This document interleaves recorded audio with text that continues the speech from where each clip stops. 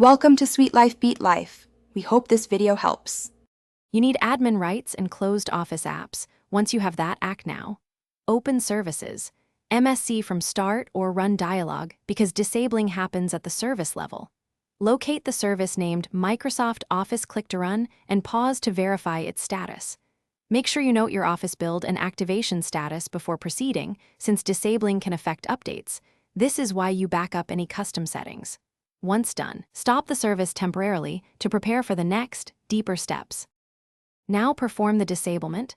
In Services, right-click the Click to Run service, choose Stop, then set Startup Type to Disabled so it won't restart.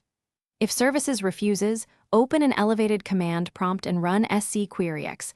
Click to run SVC to see PID then SC stop with that name. This forces a stop. Next, check Task Scheduler for Office update tasks and disable them, and inspect dependent services to ensure nothing will automatically re-enable updates. Make sure to proceed carefully to avoid breaking activation. Finish by rebooting and confirming the Click to Run service remains disabled. Once done, open an Office app to test functionality.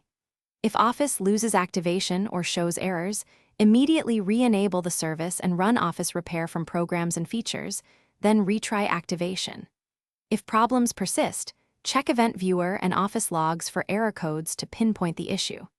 As a last resort, restore your backup settings or re-enable Click to Run and allow updates. This troubleshooting step often resolves activation and update conflicts quickly.